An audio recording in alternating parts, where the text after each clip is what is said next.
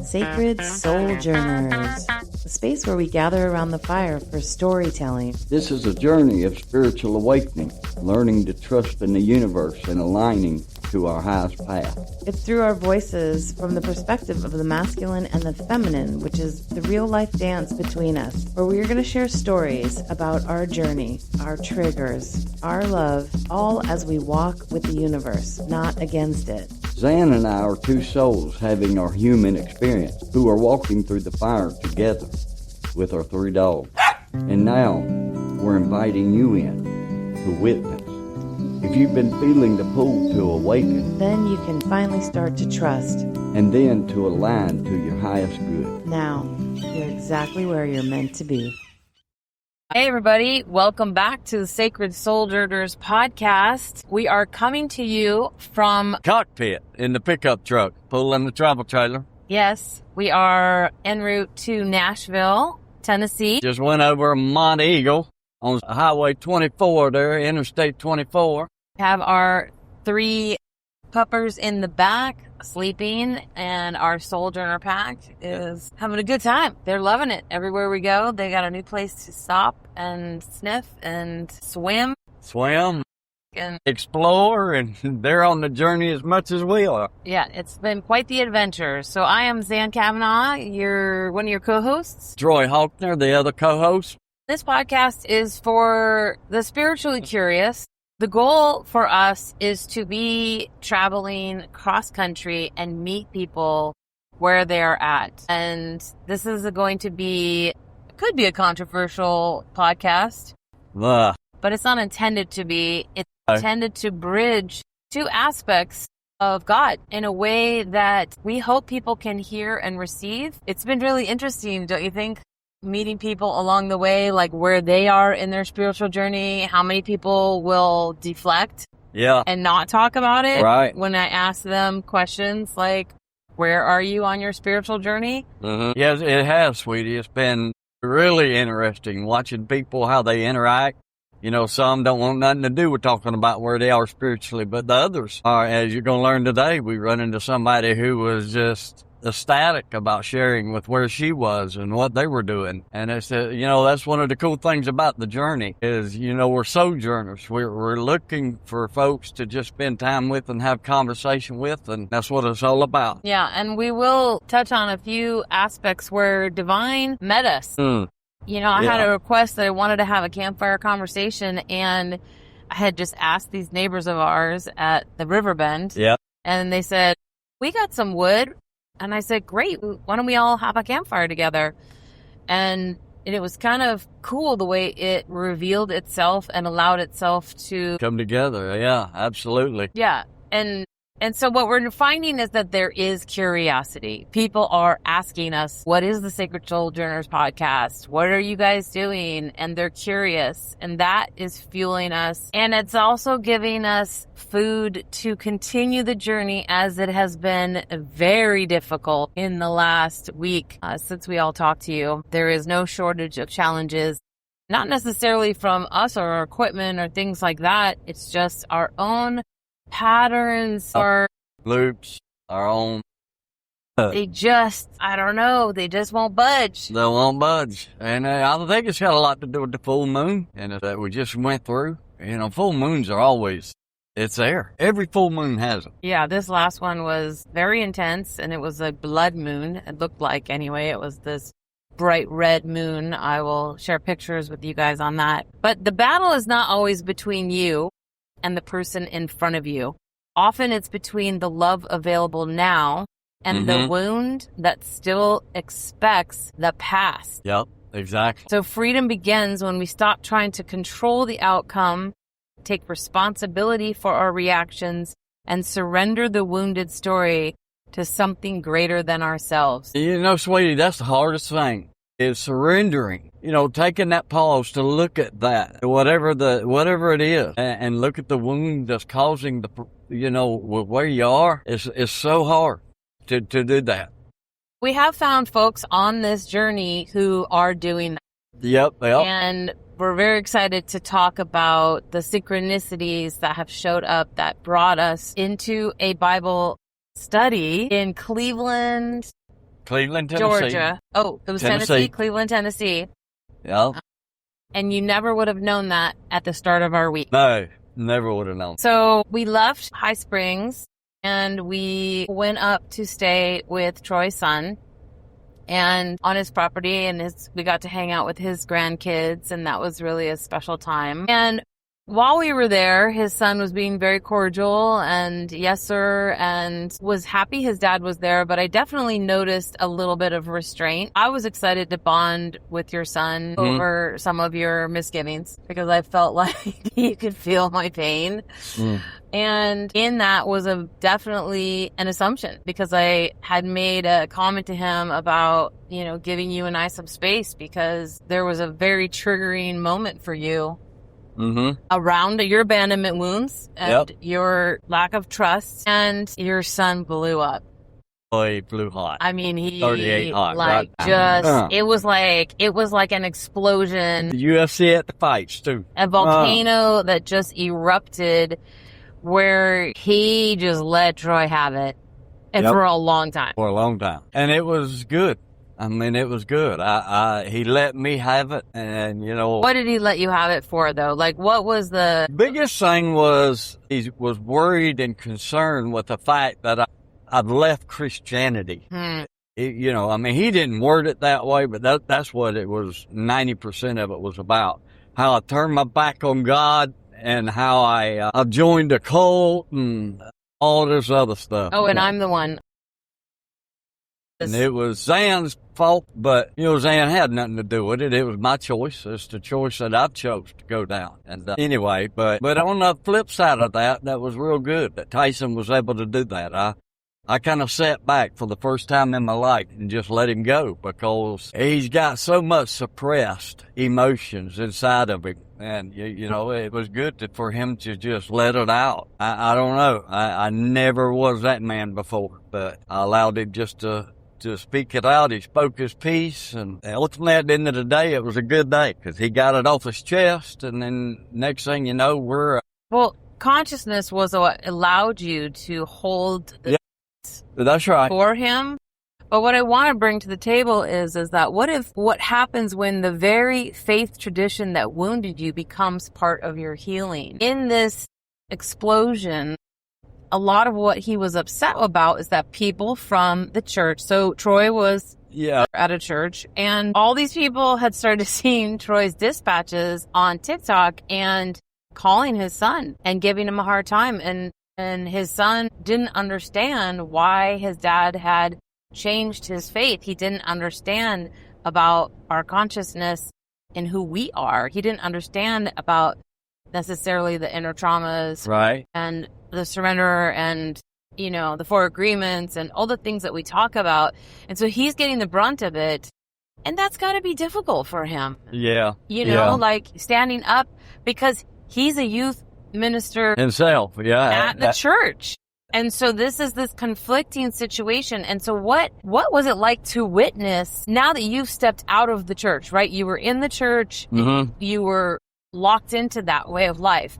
Now that you've stepped out of it and you saw how your son was, I'm not going to use the word brainwashed because that is, right, you're allowed to believe what you want. But that's right. He just in his faith and in his ways, and I'm glad that he is. I mean, I don't wish nothing ill there at all. But just from the Southern Baptist side of things, if you are in consciousness and you're basically a cult. That's what they believe. That's what they'll teach you. That's what they'll tell you. When they really don't know the truth. Since I've gotten into consciousness, I have looked and seen where it is really hand in hand with Scripture. Yes, that's what this week has definitely shown us. But in order to, you got to take the blinders off in order to be willing to look at it that way. But they don't necessarily have the option to look that way because they're being told. And we experienced this Bible study, which we'll talk about last night, and we were talking about other aspects of the self.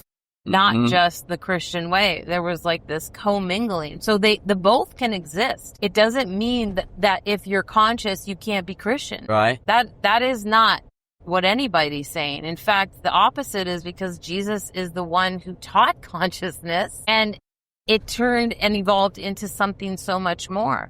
Because Jesus, from the spiritual side, Jesus is Christ consciousness. Jesus is an ascended master. And so we absolutely embrace that. Well, it's just the organization. It's the church embraces the fact that Jesus is the Son of God. They embrace the fact that, Jesus is the only way. And anything that talks or does not go along with that is blasphemy to the church. And what happens when faith becomes attached to judgment, fear, identity, and belonging, and unresolved wounds? Well, you talking about when I come to consciousness, right? Mm-hmm. Yeah. You're able to see it for what it is. You're able to back up and just see the whole picture, not just from the tunnel vision that you was in. You're able to hear and to learn about inner child trauma and how that does affect you. Just because you're adult don't mean that you've grown up on the inside and you still got the healing to do. So what was it like to feel judged by people connected to the life that you once lived? It didn't bother me. It don't bother me. I know I'm going to be judged by them. And it's all good. Really, my heart goes out to it. I'm not angry at nobody. I'm not upset. The thing that bothered me the most was I really wish that all of them that was calling my son, my son can't explain my journey. I wish they would have called me. That's what I wished. And, I've had one phone call from one of those folks, and other than that, nobody else has called me. They all called my son to talk to him. And do you think that awakening means that you lose your faith? No, not at all. I have gained my faith. I have, I'm walking closer with the divine now. And we'll pause for 1 second. I'm so sorry to interrupt you, but that's okay. One thing that he had brought up is that, Dad, you're talking about gods. So you're talking about praying to gods and you're praying to the divine. And, he got very upset by that because he said there is only one true God. Now, he wanted clarification on that. I think this is a great opportunity for you to give that clarification. Mm-hmm. Well, there's the highest power. That's the divine. That's God. And that's the thing that I've been looking at. So much of consciousness it's all hand in hand. Consciousness is just using different language. Yeah. It's not doing away with the truth of what's going on. And truth of what's in your heart, the truth of how your mind operates, the truth about how you perceive the world through your filters. Right. I get up most mornings and I have my meditation and I set the intentions for the day. And from the Baptist church side, what they call that is a quiet time in the morning to have a little study. Right. Same thing. Yeah. Same thing. Just different language. Yeah. So you didn't necessarily lose your faith. No, I've not lost my faith. But you did outgrow the container that you were once told faith that you had to live inside. Exactly, sweetie. That's right. And so do you think that your son was reacting from his own fear, loyalty, beliefs? Well, he was acting from his own fear and his concern for his dad. He even said in the conversation, he said, Dad, I just want my dad back. Mm-hmm. And, I told him, you've not lost your dad. Right. I'm right here. I ain't going nowhere. That was sad for me to hear because just because you believe something different does not mean that you abandon who you are as a person. And I don't know enough about the Christian faith that if that is embedded into people's thoughts. Right. But it has actually been an accusation of me a lot of my life is in other ways is that people have projected their own fears about themselves onto me because I'm living my life. I'm doing what I'm choosing to do with no impact on them whatsoever. And yet I've been ostracized. Well, can I be honest with you? Yeah. One of the biggest areas of my life that I have been freed since I've stepped away from the church and I've stepped into consciousness is the judgmental. Mm-hmm. I look at everybody the same. And that was the way the Lord Jesus looked at people in Scripture. He didn't throw stones at nobody, even the guilty woman thrown at his feet. Right. That they was ready to stone. Why is it though? Why is it that Christians are so judgmental? That they're just blind to the truth of it. That if you don't dress like them and act like them and belong to them, then they're really scared of the unknown more than anything. Mm-hmm. They like familiarity. They like tradition. It's And intoxicating, though. Like, it very much is. It's intoxicating. To allow a being outside of yourself to not control, but I hear a lot that it's God's will. It's God's will. Well, it is God's absolutely will. control. That's exactly what But it is. we have free will, We do. and God is working through us. Yeah. And so, yes, we can pray. Yeah. They hit on that last night in that Bible study that we went to Right. in Peerless. You know, they plainly, outside of Cleveland there, they plainly said that, you know, we have free will.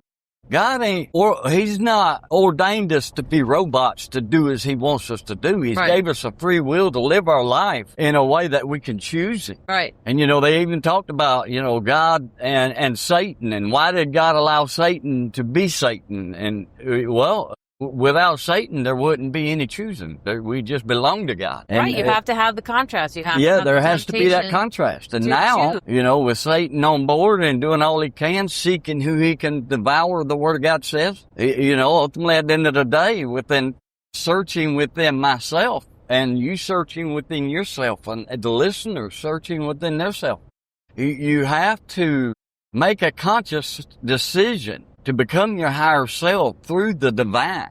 And that's the freedom that I've gotten since I've stepped away from the church. Mm-hmm. And so you have this huge fight, and, Mhm. and actually he asked us to leave. Yeah, he told us get off. And, Get off the and we property. couldn't because Yeah. Troy put the awning on the trailer backwards, or the motor. So then by opening and closing it, the motor burned out. So we ordered another motor, and it wasn't coming until Thursday. And so we were like, okay, now what do we do? It was just really an awkward situation and very uncomfortable. But, you know, what are we going to do? We can't go anywhere. And, you know, we really wanted to hang out with his kids. Yeah, and you know, Tyson calmed down and we was able to do that and Yeah. got to hang out with my Poppy's boy and So yeah, the next rewarded. day, Very much so. Got to hang out with my grandson. We went to a Blue Spring. Yeah, went Blue Spring swimming with my granddaughter and my grandson and just had a blast. Yeah.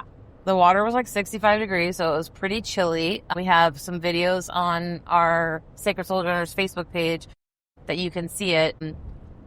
And it was a really beautiful day. Okay, so then we get home, and that night you had a weird reaction, a heart reaction, where his arm was tingling and his heart was pounding, and I was super nervous about it. And the next day, you just had so much anxiety. So much anxiety.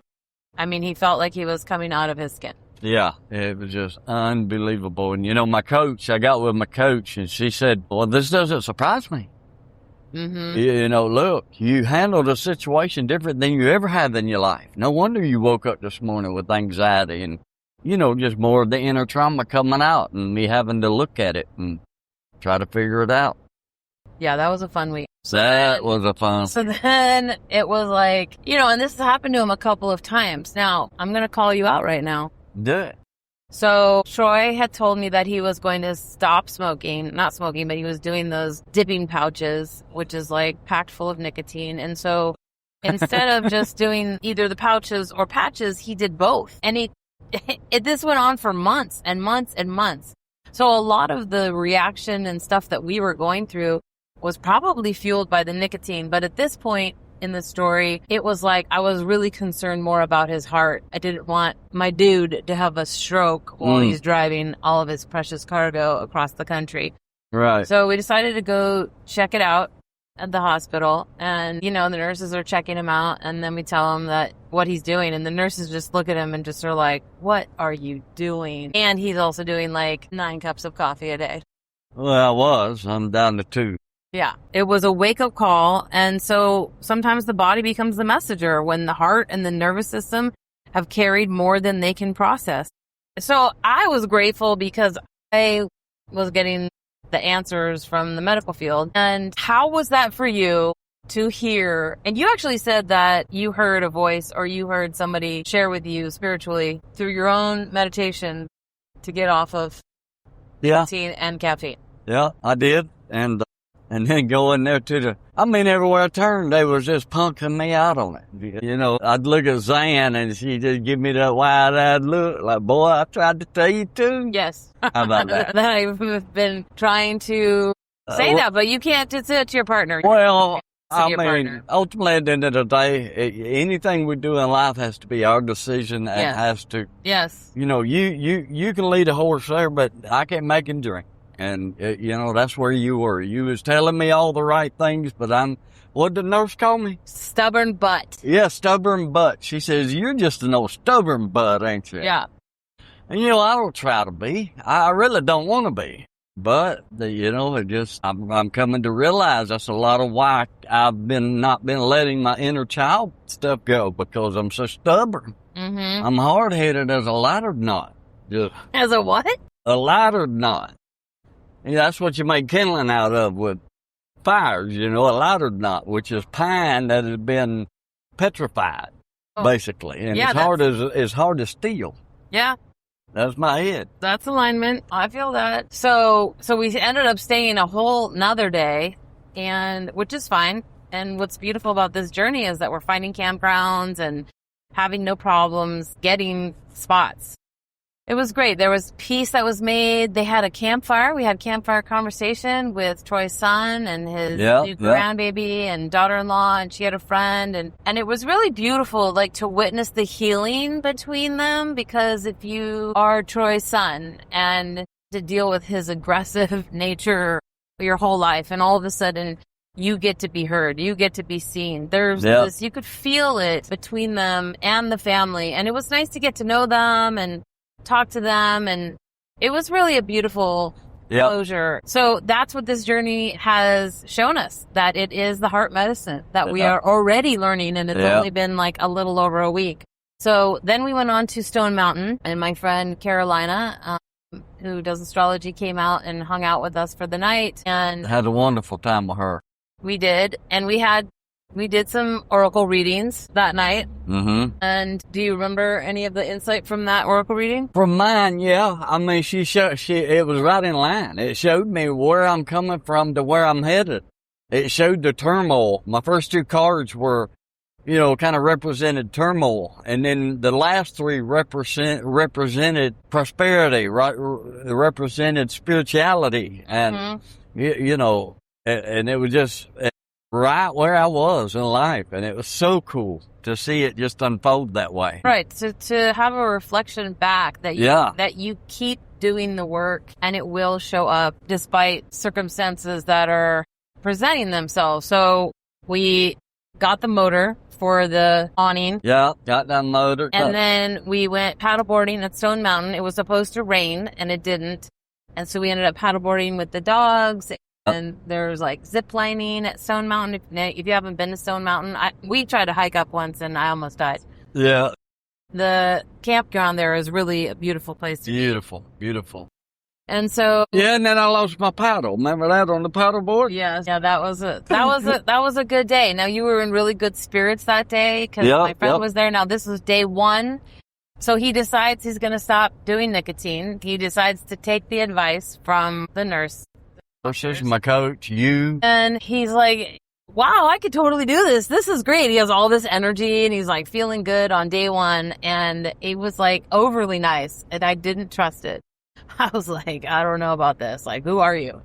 Like, he was sharing information about how he was examining himself. It was just, I actually really enjoyed you that day. I thought, oh my God, all this work is going to be worth it. Yeah. But that only lasted one day. And then the nicotine withdrawal started. Lord have mercy. Yeah. The headaches. I mean, good night. I was having headaches. They'd kill a gorilla. Yeah, it was pretty bad. So then you talked to our coach, Lori, and she had talked to you about, you know, being in personal power. Mm-hmm. What does personal power mean to you now? You know, it really means something totally different. Personal power means standing in your truth. What you're very good at. Mm-hmm. You are very good at that. Yes. You know, you're going to stand in your truth. You don't care. Well, because it's my truth. Because it's your truth. And she told me it's time for me to man up. Because my thing is, there's a pattern. And this is a pattern that I'm working on that I got to break. And it comes from my inner child. But my thing is, in trying to keep control, I say things that I really don't want. No, I don't want. Yeah, and he says things to me that are around his own abandonment issues where he is thinking that it's still the trust and still the abandonment, even though there's no evidence of it. He will literally make a story up in his head and hold firm to that, hold me to the standard in his head. Without reading the room and without going back looking at the evidence of the love that's been shown, and he doubles down. Like his. Then I double down, don't I, baby doll? I mean, boy, I dig my heels in, and it's on like Donkey Kong. Right? Yeah. And so I know this because I'm like, okay, he's in the nicotine, and I'm like, oh my God, this is like, I'm in boot camp, and this is the last, 3 days, and they're going to work me so hard. And if I was grading myself, I would say that I failed. For sure, because I just it was like my anger came back and with a vengeance, because I just have no tolerance for it at this point. I haven't finally gotten to a place where my boundaries are firm. Yeah, and you need to. You should have done it a little sooner, to be honest with you. She is my sweetie. She's my goddess. She's my flower that I want open. And all I've done is boy, hard-headed booger that I am, I just cause problems, and I sure don't come off as the masculine that's leading in a good way. The iron hand and the iron fist, thinking you're going to lead with that, especially with Ann Kavanaugh. That dog ain't hunting, and and rightfully so. I'm not here to control you. I'm not here to own you. That's exactly what you're trying to do. I know without even being aware of it. Right? And so where do we do that? Like, I really, this is such the invitation this week, is that where do we control? Can we surrender? Where can we surrender to that control? Because why those the everywhere. fears come up that cause us to have, and when they do, why is it so hard to pause? Take a minute. Okay, I see that fear. Where are you coming from? Why? Why? I kept saying that, but that was also what Lori had said about being in the mind. Yep. You can't, it's not even about the mind the ego is trying to figure it out, and the mind is protecting the subconscious, and the subconscious has been living that way for 50 some years. And so the control is the illusion. And when we can, I said, control is like sugar in the grocery store, right? It's in everything we do.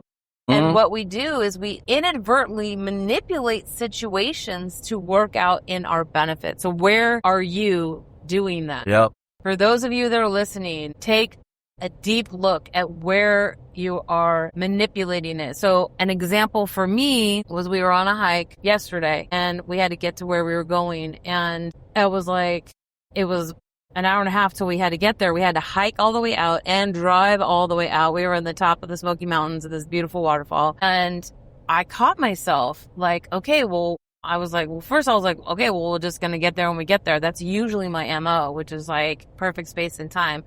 But when we tell you the story, it was really important that we get there and be there on time and be respectful of this community that invited us in. And I just saw myself like, okay. And the brain just starts going. It's like, okay, well, we could walk this fast, and then we're just going to get there, and then we're going to do this. And it was just like, it was on autopilot. It just took over. And I took a breath and was like, okay, F it. Like, there's nothing you can do as fast as your little feet can walk. And I was huffing and puffing. That is where the let go comes in. And so it creeps into so many aspects. Mm-hmm. Yep. And so what would being a man of your word look like when you are angry or dysregulated? A man of my word when I'm angry, being a man of your word. What would that look like? That would look like, okay, losing your temper, saying stupid stuff like, the bus guy, let me just get in my truck, I'll haul ass. Yeah. Well, you say that when you're mad, but your heart really don't mean it. Therefore, by the time you get to the point of doing it, you've done calmed down enough to where you don't want to do it. Now you ain't done it, okay? Now that's having, what is it? The power? You know, that Lori talked about, the power. The personal power. The personal power. Right. And she told me, she said, I want you to stick to your guns. If you say you're leaving, get in the truck and haul ass. Well, stay in your personal power. If you say it, you got to do it. I've had to examine that this week and, get off of my high horse with saying the stuff that I really don't want. but it's my way of trying to manipulate the situation to get Exactly. my way. He's trying to control the situation. And then I do the same back to you. Because I have felt is the only weapon to like slow it down. The most mature people there is in the world until we get in an argument. And then we're like a bunch of 5-year-olds. No, it's nuts. It's because personal power is not controlling whether someone stays. Personal power is knowing that you will remain whole even if life changes, right? It's the observation that like, okay, that's going to suck. Yep. Like you can't manipulate somebody else, number one, and you can't manipulate the situation because it will always fall out the wrong way. Yep. You have to allow and accept. That's actually what I've been working with you on the most right now. Is just accepting what is. Accepting what is. Even Ram Dass says, just be. Just be in the circumstances that come about life and allow them to unfold around you and work out the way that he said, I mean, who was it talking the other day about Ted? He was talking about the other day, it's the circumstances where the divine appointment works most of the time. Right. Those negative circumstances that we think that it just end our world. But yeah, it's because I got the flat tire that I was able to meet the guy who stopped to help me with the flat tire that ended up being a blessing in another way in my life. Yes. Just think I'm more structured than I ever realized, and I like things to go the way that I think that they should go. I read it the other day on one of the socials. It says, you want to make God laugh, make plans. Right. Make plans. See if the divine don't intervene in a way that interrupts your plans. And staying loose, being in flow. And that's what Zan has been really teaching me. I told her the other day, well, it's time to go. Oh, we're going to be late. And she said, no, we're in flow. We're in flow. Yeah. That is so new to me. If you just don't know. It is so new to me. Well, and that's the beauty of when you travel, is that if you truly trust, but you don't trust yet, you're working on it. I'm working on it. I'm getting there. If you trust that life is working through you. Right. And it's working for you. And not to me. Then you can trust. And that's where the curious surrender comes in, where you can be like, ooh, I'm excited where we're going to show. I'm excited where we're going to stay tonight. Like, that's what we're doing, right? We don't know where we're going. You're just trusting that I'm picking, like, good art spots. I hope so. And I trust you there. And have I done good so far? Oh, it's been beautiful. Been wonderful. Loving. Perfect. Like, we'll just roll in and we got the perfect spot on a river. Yeah. I mean, it's been really amazing how things are showing up in that way. So he's now in his nicotine. He's starting to get nervous. We're going to go visit some friends of ours, Amani River and the Beautiful Souls at the Haven Earth Village in Tennessee and Georgia, because they're like right there next to each other. And they have built a hemp trading school. They have hemp homes there. They've built a hemple, which is an amazing temple. A beautiful and I'm like, temple. So excited to share this with him, and he is so worried that he's going to feel left out. That you actually spent a lot of time being concerned about something, and I kept saying to you, be curious. Be curious. Be curious. And look what happened. Ted, I know that me and him have had a former life together. It just the kindred spirit that we had, and it was like I knew him and never met him. And so, we walked around the grounds and we saw all of their animals, and I've known these guys for about 5 years, and I was there when they found the land, and when they first started, I was with them, and the next year I came back. So these are good friends of mine. I really adore these people. They're chargers. They are just getting it done. What they have done on this property is just short of miraculous, and definitely worth a visit. If you're anywhere near Tennessee, it would be Haven Earth Village.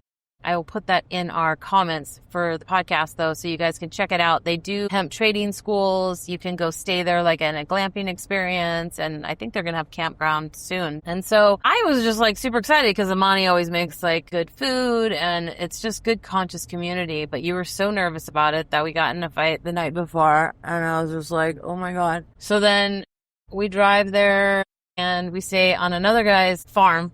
It's like a pig farm. Yeah. And we go to dinner, and so we got to walk the grounds, and they have built this hemple. So they my God, it's so beautiful. And the thing about hemp is that it's a material that you put between the boards. So it's the insulation for a home, and it's fire retardant. Rodents and bugs and animals, they'll die if they try to eat it. So it's great for that. It's natural fiber. So the building breathes. When you're in it, you can feel the energy and the frequency of the hemp, right? This is a vibration from the planet. And what they did is they used Vastu, which is an old Indian format of where buildings belong on the land, how they can work with the land energetically. And so actually last year while I was there, I couldn't even go into the hemp hole because I'm so sensitive frequency wise that it was very difficult for me, and I had to leave the property totally because it was too challenging. I was very happy that this time that I went, I was able to integrate pretty easily. But what was that like for you? It was, going inside of it was really neat, and it was powerful. I could feel the energy as I walked up to it, as we was walking up to it, and it was like a wave just hit me, come over me. And, when that happened, I knew I'm fixing to step into a special place, kind of like the Holy of Holies, that day in the Old Testament. And it was very beautiful. And that's where me and Ted had our conversation that went, it was so neat. And, right. Cause they were both talking about, traveling in life. Yeah. And being not resistant to what is wanting to show up. Right. Not resistant.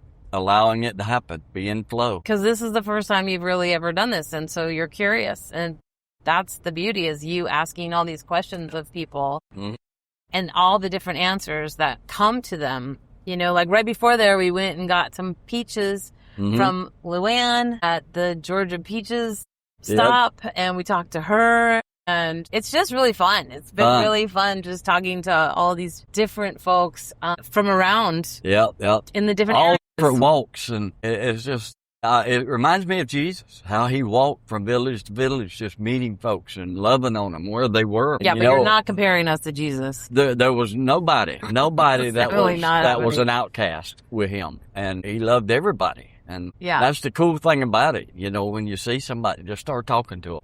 And Zan's an expert. She don't meet a stranger. And because then we went to that other waterfall. We went to another waterfall. And while we were on the waterfall, we were filming ourselves, and then we came across this guy named Mark and his wife, and he was from Ireland.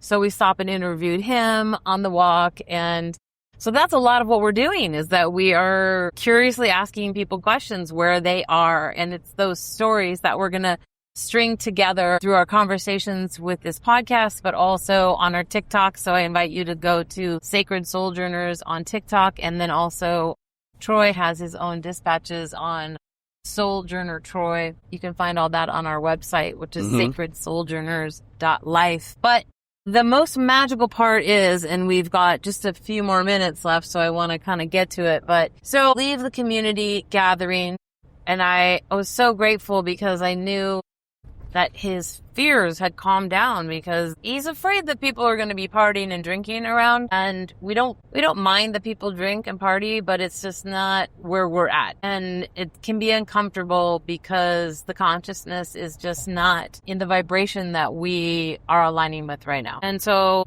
we leave there. There's more venom spewing from the nicotine deprived. Yeah, he says that now, but it was pretty intense. So before that, I had called to get our windshield fixed because I wanted to get it done before the journey started. I didn't want to worry about it. And I had just kind of gone online and just picked someone in Cleveland, and this lovely, beautiful woman answered the phone, and I was like, wow, that's cool that a woman's doing it. And so she said, I'll just come to you. So she shows up at 9:15 in the morning, and this is a very intense day for me. I was very much questioning this relationship because I didn't know how much I could withstand. And I went for a walk, and I definitely prayed and checked my own energy and tried to get real. And she shows up, and she's just a beautiful human being. And so she starts talking to me, come to find out that her and her husband focus on inner traumas and childhood inner trauma, but they do it at the church, and that they're very much in the Christian church. And it was so great because I am super curious about everybody's perspective. And so she and I ended up having this amazing conversation and talking about the modalities. And so I just said, yeah, Troy's having a really hard time right now. He's now having headaches so bad he can't see straight. He's throwing up. He's just like in withdrawals. It's not pretty. And so I said, can you come out here? And so he meets her and she says, oh my, do you mind if we pray for you? So she puts her hand on your heart. Yeah. Hold hands, and she says this beautiful prayer. And she just says that what they do is they use Jesus to do healing. Mm-hmm. So it's like working through the power. Now, this isn't just secluded for Jesus. I have seen many people use different ascended masters to heal also, right? Coming through people. People are human conduits for healing. So Jesus is an amazing choice and probably one of the highest versions, but there are also other beings. And so what was that like for you? I'm so curious. What, when she prayed for me? Yes, that she put her hand on your heart. It was so authentic that it was beautiful. I mean, I could feel that she was in it to win it. It really was. And I was so appreciative, so thankful, grateful she was there that day. And did you feel the energy? Absolutely. I felt better right after she did that. If you remember, I was in there with an ice pack on my head and couldn't move. But then after she did that, what did I do? After she got to work on my throat, I went to putting the new porch lights up. Right. I mean, I worked for an hour and a half out in the heat. Right. So, yeah. So it worked. It worked. Absolutely. So the power of Jesus and the way that she prayed, and she was so light in her energy. And for me, just being within that energy, I could feel it, and it just released so much anguish in me that I felt like, okay, we're on the right path. We are doing the work that we are guided to do, and I could not give up. I can't give up. At this point, I have to continue with this journey because the rewards are going to be astronomical. They really are. Yeah. Free of nicotine. Yeah, well, today's been my first day that I ain't had the fits, right? Yep. My spirits are better. I'm starting to feel amazing. I'm loving it. So it made us really examine, that the problem was never really Jesus, right? The problem was that wounded people, it's what they build around Jesus. Right? They have their own wounds. Mm-hmm. That's the key here, is their own wounds. So anyway, she's like, oh, so my husband's doing this talk at this church tonight. And I was like, really? What's it about? She was like, well, it's on this stuff. It's on the inner traumas within the church, meaning like they hold this Bible study within the organization. And we were supposed to come to Nashville yesterday. Mm-hmm. And so I had made an executive decision that we're going to go. Well, okay. We'll let her believe that. That's fine. Well, she can be the boss. You were suspect of it. Oh, yeah, that's right. You were. I was. He was nervous to go back into the church. Yeah, but it was the best thing that ever happened. It was, because first of all, Cleveland, you guys are beautiful people. So welcoming. We just rolled in there, and everybody was so nice. And so we decided to go to a waterfall. I thought we were late, right? I had that surrender into waterfall earlier in the podcast. I talked about that. And we didn't have any food. And I was like, oh my God, we just hiked 3 miles down this crazy ravine. And they had food.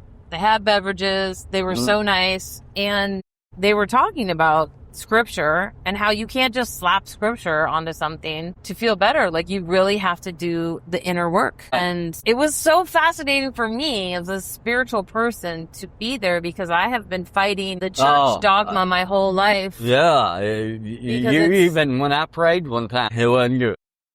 Yeah, because I was married to a Catholic. My dad was a Catholic. My brother is very religious. And, I was made wrong for not having those beliefs.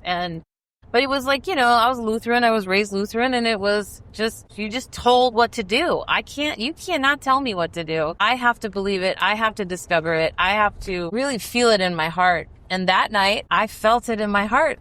They did a little meditation around coming to Jesus. They said, oh, there's a throne here, and we want you to close your eyes and go to the throne. And what does Jesus give you? And Jesus gave me a cup of water, like a chalice of water to drink. And then he gave me a hug. And it really was awesome. Like, it really was beautiful in my heart. And I felt for the first time wow, somebody just totally loves me for me. And that has been absent, I feel, in my heart for a long time, because I've always had to fit into a container that other people feel comfortable with, because I am very outspoken. And that's a hard place to be, because I have to march to my own truth. That is my role on this planet. I'm human too. We're all human. We're all learning. We're all growing. Look, it's 444 right now. So what was it like for you in the Bible study? Okay, so like you're like trying to move away from the church. Mm-hmm. You just had this experience with your son. Now you're in this Bible study where they're talking about inner trauma. Like all kinds of stuff been stirring.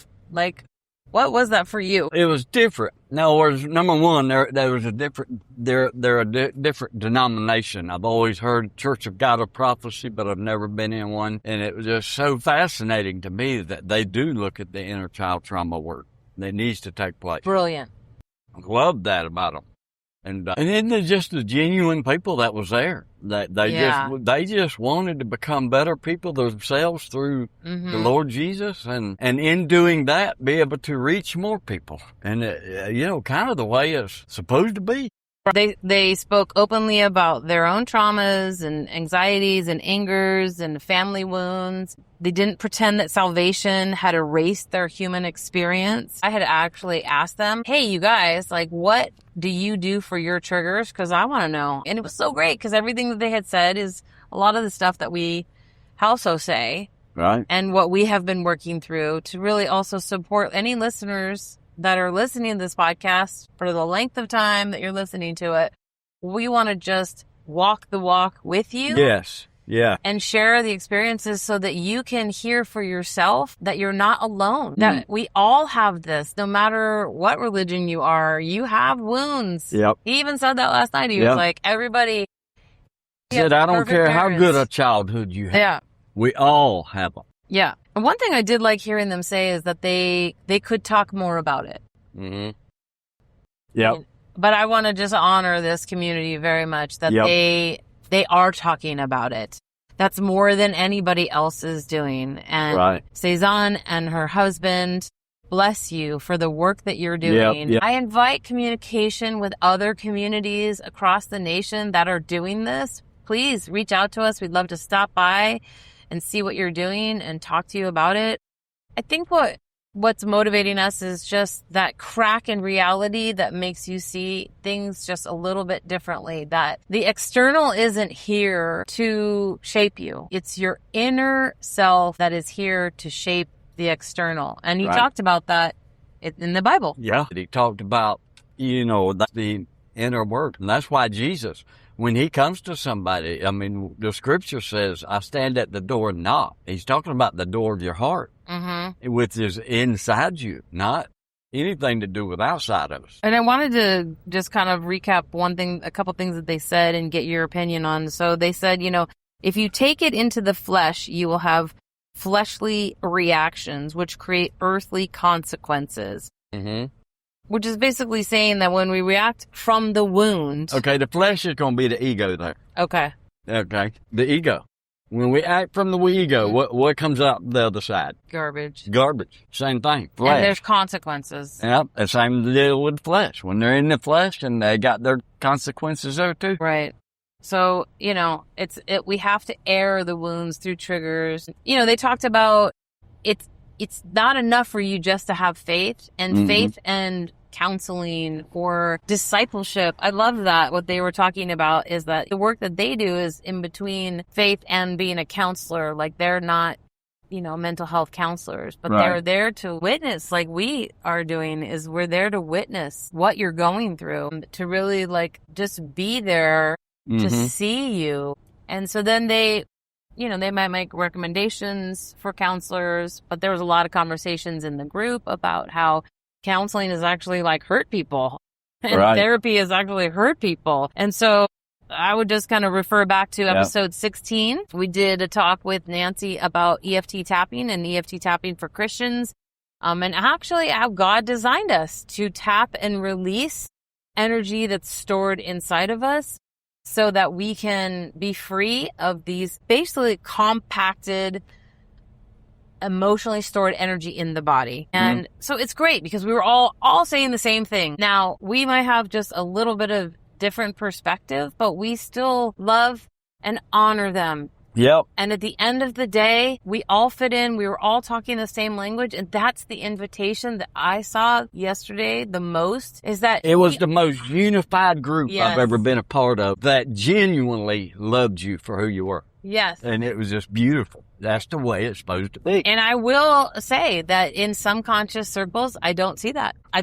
actually felt more comfortable at that group. You know, what a learning experience for us. I never dreamed I'd go to a church and find that. And now here you're saying, you know, I experienced more love there than I have in some of the conscious circles. Yes. It just goes to show it's all about alignment and coming together. Yes. Being unified for one cause. And what's the greatest cause in the world? Love. Love. You know, and love can outrun any of our problems if we just come together the way that group did last night. It was just so beautiful. Yeah. No, it was. And so one of the questions that I had asked is if we revisit, because they were talking about the healing and they were talking about prayer being the healing, right? They were talking about the trigger coming up, and then where we say pause, they say pray. Right. And allow Jesus to come to your heart and to heal or give you guidance. But because one thing that Cezanne had said in the morning is that it's one thing to witness yourself. It's another thing to learn about your traumas and to have awareness about them. But you have to have the healing in order to transmute and to transcend. And so I was curious about that. Like, what is the healing? And so I asked if we revisit the memory, but healing is required to transmute it. Is prayer the healing? And so the response was basically that prayer creates an opportunity to receive truth, and that healing may not happen in that moment. It may unfold as a process. And so the goal is to receive a new perspective and no longer remain trapped in the original meaning. Revisiting pain without safety can be re-traumatizing. So that's therapy. That's why I never did therapy, because it was just like, you're just like pummeling that memory and you're opening those wounds and you have no way to transmute it necessarily. Right. You have to actually like heal it. So, but if you revisit it with support and regulation, truth and compassion, or through someone, through tapping, through EMDR, through any kind of a coach or spiritual coach, you can get there, and you are living proof of it. Yep, living proof. You are living It's been proof. a wonderful thing for me in my life. Yes. Knowing Jesus does not mean you have to stop having a nervous system. And being spiritual does not mean you never become angry. Awakening is not going to remove your wounds overnight. No. And boy, and you know, one of the guys even said that within the group. You know, they say coming to Christ, can becoming a Christian, awakening.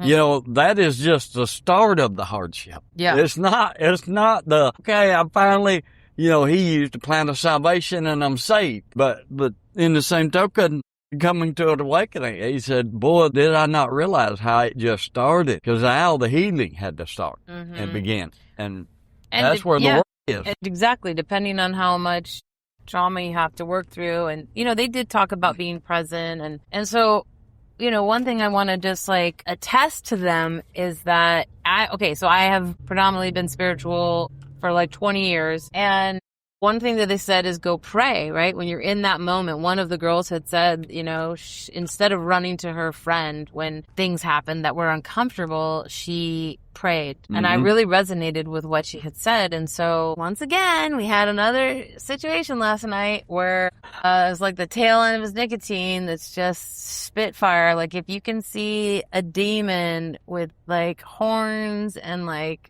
fangs. It's just hard. That's what I felt like last night. And so instead of going to my inner child, which would have been of my past, which is, you know, hug the inner child and just work through it was almost like that didn't work. And so I said, I'm going to try this prayer thing. I'm going to try. And so I just kind of go inside my own sacred space. And to me, it's a little chamber. It's like a little crystal chamber. And I just pray, God, bring me some safety here. Bring me some resolve. Bring me some peace. Please help me in this situation. And it wasn't like an immediate thing, but there was a shift in energy. Absolutely. And I feel so grateful. I feel so grateful for that. And that's crazy to me because now I'm, you know, it just almost like broadens my horizons even more. So right. I can't even. Well, it's kind of like a new tool in your tool set. It is. You know. Another thing to be able to use to pull from. And so maybe healing is not choosing between Jesus and therapy, prayer and tapping, faith and the nervous system. Maybe healing is allowing truth to reach us through every safe doorway available. Yep. There you go. I think that's really what our goal on this podcast is to offer the pathway. Not religion, but the pathway. Yeah. And everybody's path is different. You know, coming to an awakening and how you get there is a personal thing. Mm-hmm. And no two peoples are the same. And how hypocritical of us to think that there's only one way and you got to do it that way. No, we celebrate you, and yes, we did not light the fire today because we are driving in a car. But we are in traffic right now, so. Yeah, we're in downtown Nashville somewhere. Yeah. It's hitting bumper-to-bumper traffic on 1, 2, 3, 4, 5, 6 lanes of traffic just sitting still. Yeah. Ebb and flow. And so if we had a fire today, Mm-hmm. what would you... Well, actually, last night was full moon, Mm-hmm. and we did an exercise in release. And so we took a glass jar and we wrote on a piece of paper all the things that we wanted to release from our current state, who we are. We're going to release them, and we're going to stop being that person. Mm-hmm. And we put salt in the jar and we put it under the moonlight. And then we took another jar of water and we wrote all the things that we want to be. Who is this person that we're going to show up as today? Mm.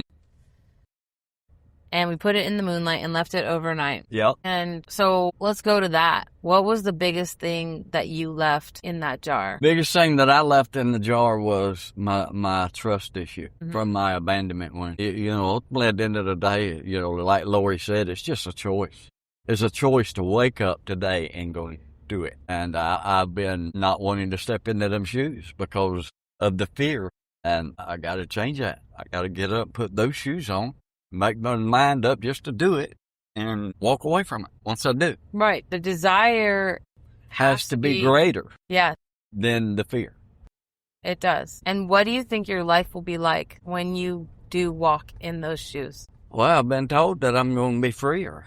Be free. You know, that's where I'll find true freedom. Yeah. And in that, for me, it's the anger that it's still control. Even though I feel like I had like a little baby mastering of it, it still is showing itself. It's showing its head. And through that, to me today, it was like not being seen. And so really managing, I can't lash out at people because they don't see me. It's where they're vibrating at, they're not able to see me. Yep. And I really need to have more compassion and space for that instead of being angry at them for not seeing me. And that is the invitation that I'm going to be working on. Right. And it's kind of funny because I was thinking I got a hit on, like, you know how you have dog collars Mm-hmm. that vibrate when the dogs bark? Yeah. I'm gonna fashion one as a necklace, and so I think you'll be happier. That'd be a because good I'll idea. just vibrate Yeah. once I selling. Here's one right here. Let me stretch it out where it fits your neck. I know. That's what I'm going to do. So in the closing message, I want to say that we're learning that healing does not always arrive in the language we expect. Right. Sometimes it comes through a therapist. Sometimes it comes through a stranger who's repairing your windshield. Mm. And sometimes it's through a room full of Christians brave enough to admit that loving Jesus did not make them immune to being human beings. Right. Maybe the sacred path is not about proving which healing language is right, but maybe it's about becoming humble enough to receive truth wherever love is genuinely present. And so we're going to leave you with some questions that we'd love for you to write down and ask yourself. What part of your life are you trying to control because you are afraid to trust? Mm. Got an answer for that? Well, mine is my relationship. My relationship. Mm-hmm. You know, just not willing to step into trust because of the pain that I've been through when I did. Mm-hmm. So, therefore, I'll go so far, and that's kind of all I've ever let myself open up to be. And that ain't enough. No, there's I told you that earlier. I There's know. so much more. No, so much more. And I want it all. It's like the iceberg, you know. Yeah, underneath the water, you got Yeah. a whole city of it down there. Yeah. What old wounds keep creating the outcome you consciously say you do not want? Self-sabotage. Mm-hmm. I mean, hands down, self-sabotage. That's all I'm doing. Right, because you do things that you don't want. And I'm just so confused sometimes. Well, and the Apostle Paul said it in Scripture, I do what I know not to do, and I don't do what I know to do. That's me. Hard-headed booger. What did you call me? Go ahead. Knucklehead. You're a knucklehead. Is there a room in your heart that you have kept locked because you are afraid of what you will feel? Absolutely. For a long time I did. I wasn't going to look in those rooms, many rooms. Mm-hmm. You know, but... And that's what they had talked about. It was like Jesus knocks on Or rooms not. in your heart, which are the heart. or memories and old feelings. Hmm? But don't be afraid. Don't be afraid to look at those things. You feel the frequency in your heart when you say and you do something that's off kilter. Yeah. And it might be one of these things where you know it, but nobody's going to know because you're in your own head. But it will come out. It will show up in your life as a lesson. Yep. So the invitation for more freedom is to really look at that. Mm. What would it look like to surrender this moment without surrendering yourself? What would it look like? It'd be the most beautiful thing. I mean, everybody's telling me that, but not doing it. I really can't tell you because have I ever really done it? What would it look like? See my sweetie open up in a way that I never have before. Yeah. That would be cool. That'd be cool. Yeah. And what if God is not asking you to bypass your pain, but is inviting you to heal it? To heal it. That's why we got to look at it. That's exactly right. As it comes up, look at it. I love what Gabby said that day. You know, look at it. Talk to it. Let it know you see it. You know. So this week when you're feeling your body tighten, your thoughts racing, or old stories beginning to pause before you react, take a breath. Put your feet on the ground. Place your hand on your heart and ask, what is this moment touching inside of me? And then maybe ask God, Jesus, Source, or the sacred presence that you trust, what truth do I need to receive right now? The answers will come. Yep. And you don't have to solve your whole life in that moment. You only have to interrupt the wound long enough to choose what happens next. Thank you so much for listening to this really profound and heart-moving podcast for me, anyway. I hope it was for you as well. Yep. I really do. Love and light. Peace and grace. God bless. Till next week.